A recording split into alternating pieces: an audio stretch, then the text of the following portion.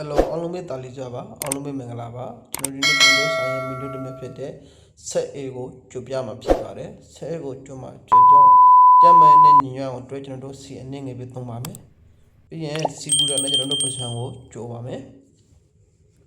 ပစံကိုအနေငယ်ကြိုပြီးပြီဆိုတာနဲ့ကျွန်တော်တို့အတန်ကျစ်ပြီဆိုတာနဲ့ကျဲကိုကျွန်တော်ဖောက်ထည့်ပါမယ်ကျဲကိုလည်းအနေငယ်မှွေပြီးကြိုပါမယ်ကျဲကိုကျက်ပြီဆိုတာနဲ့ကျွန်တော်တို့ကျမ်းမာတဲ့ညီညွတ်အောင်အတွက်ကျက်တန်ဖြူလေးနဲ့သုံးထားပါတယ်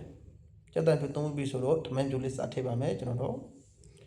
ထမင်းဖြူလေးမှာငံပြာလေးတစ်စွမ်းလုံးပြီးထည့်ပါမယ်ငံပြာနဲ့ရွက်သမမှွေအောင်အကုန်မှွေပါမယ်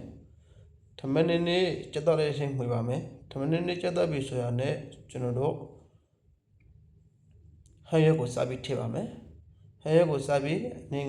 ထည့်ပြီးမှွေပါမယ်ဟန်ရွက်နူးနူးရဖြတ်တော့ထည့်မှွေပါမယ်နင်းနေဖြစ်တော့ပြီးရှိမှပါမယ်ပြီးရင်ကြက်မနဲ့ညောင်းအတွက်ကျွန်တော်တို့ကစီကိုလေးအနေနဲ့သုံးထားတယ်ပေါ့နော်ပြီးရင်လူမျိုးပါတမ်းရွေးစားသုံးတဲ့အတွက်ကြောင့်အရာမကောင်းတဲ့ဆိုင်မှာလည်းတော်ရောင်းကောင်းတဲ့ထမင်းကြိုလေးဖြစ်ပါတယ်ဒီလိုထမင်းကြိုလေးတွေကိုစားရှင်နေဆိုရင်ကျွန်တော်တို့ဆိုင်ကိုလှန်လာခဲ့ဖို့ဖိတ်ခေါ်ပါတယ်လူမျိုးပါတမ်းရွေးစားသုံးတဲ့အတွက်ကြောင့်အရာမကောင်းတဲ့ထမင်းကြိုလေးတစ်ပွဲအခုဆိုရင်ရပါပြီကျွန်တော်ရဲ့ blog တွေကိုကျန်တဲ့ဆိုရင် like and share လုပ်လို့မမေ့ကြပါနဲ့အကုန်လုံးကိုကျေးဇူးတင်ပါတယ်